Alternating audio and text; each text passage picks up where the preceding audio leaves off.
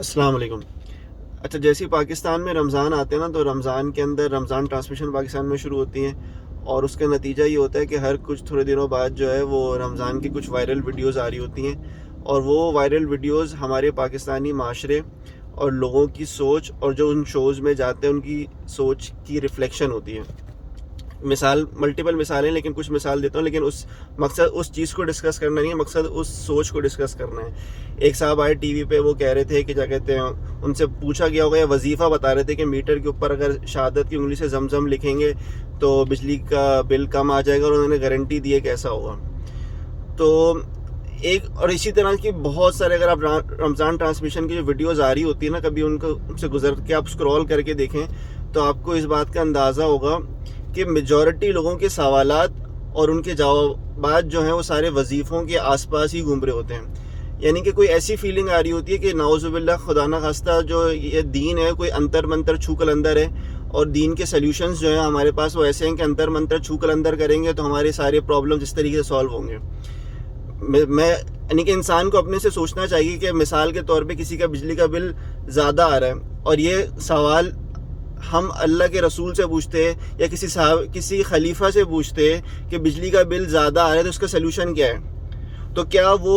इस तरह के कोई सलूशन बता के उनको सुन कर देते कि तुम ये पढ़ लो और चुप हो जाओ। मैं ये इमेजिन कर रहा था कि अगर ये सवाल हज़रत उमर के पास जाता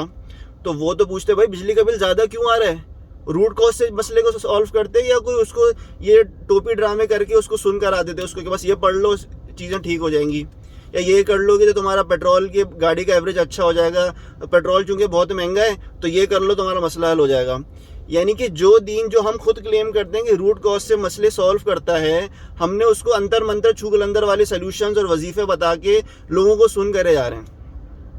अच्छा, अब इसी तरह के जो इश्यूज़ होते हैं ना,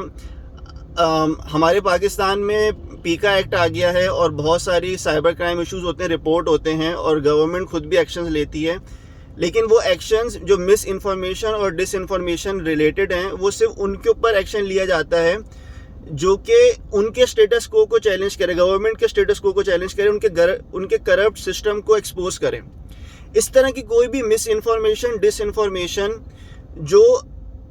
लोगों को प्रोवाइड की जा रही है, जो कि लोगों के लिए मिस इन्फॉर्मेशन है, नुकसानदेह है, उनका आप गलत इल्म लोगों को पहुंचा रहे हैं, हुकूमत कभी ऐसे उनके खिलाफ एक्शन नहीं लेगी। क्यों? क्योंकि इस तरह का इल्म जो है उनके करप्ट सिस्टम को प्रोमोट करता है, उनके लिए ये अलाइंड है, ये कि उनको कोई ऐसा बंदा आके उनको ऐसे कोई वजीफे बताते रहे ताकि उनका करप्ट सिस्टम भी चलता रहे और लोगों को सुन भी होता रहे कि भाई हाँ ये करते रहो ना, ये तो बड़ा अच्छा सोल्यूशन है, ये तो पेट्रोल महंगा है तो ये वजीफा पढ़ लो, बिजली का बिल बहुत महंगा है तो ये वजीफा पढ़ लो। तो ये सारी मिस इन्फॉर्मेशन और डिस इन्फॉर्मेशन गवर्नमेंट और हमारी जो स्टेटस को है उनके साथ ही अलाइंड है, तो कभी भी इसके खिलाफ एक्शन कभी नहीं लेंगे वो, ये इट्स फील देयर इंटरेस्ट। और दूसरी बात ये है कि मैं एक गुजारिश, अगर ये बात पहुंचे आगे, कि जो लोग आके बैठते हैं जो कि अहले इल्म होते हैं, जो कि अपने आप को अहले इल्म कहते हैं, कि मैं अपना पर्सनल ओपिनियन बता रहा हूँ, और जो मेरे साथ उठने बैठने वाले जो नौजवान लोग हैं वो कभी भी इस तरह के शोज़ नहीं देखते। They look literally very fake programme, जिस तरह के वो सेटअप किए गए होते हैं, इतने शश के वश के, we can never connect to it. इतनी फेक बातें, आप रियलिस्टिक ऑथेंटिक जेन्युइनिटी कभी उसके अंदर नजर नहीं आती। और जितने भी सारे आप प्रोग्राम्स देखें, बिल्कुल बहस और मुबाहिस वो वाले इश्यूज के ऊपर डिस्कशन की जा रही होती है जिसका अवाम के साथ या हमारी रोजमर्रा जिंदगी के साथ कोई ताल्लुक ही नहीं होता। वो सिर्फ सेलेबल कंटेंट होता है, व्यूएबल कंटेंट होता है, आर्ग्यूमेंट, जिसके ऊपर आर्ग्यूमेंट्स हो सकने, चाहे वो फिकी बहसें हों, they make no sense to the general public overall. हाँ, कौन लोग देखते हैं जो कि फारिग होते हैं, वो लोग देख रहे होते हैं, लेकिन जो अवामुन नास है ना, जो कि खासतौर पे नौजवान तबका है, वो इन चीज़ों से बिल्कुल बदजन है, वो इन चीज़ों को कभी देखता नहीं और उसको हकारत से देखता है। तो मुझे अफसोस होता है कि हमारे ऐसे अहले इल्म को नौजवान हकारत से देखते हैं, और जब वो अपनी महफिल में बैठते हैं तो उनका मजाक उड़ाते हैं वो। तो मकसद ये है कि हम अपनी सोच अल्लाह की, मैंने कहीं ये सुना है, पता नहीं किस चीज़ की, किसका कॉल है ये, कि अच्छा सवाल जो है वो आधा इल्म है। अब वहाँ पे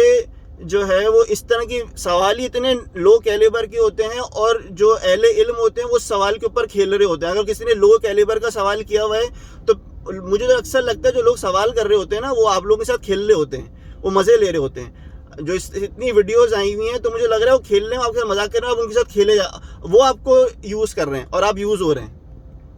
तो ये चीज़ है, इसको देखें। That's it what I have to say. Thank you.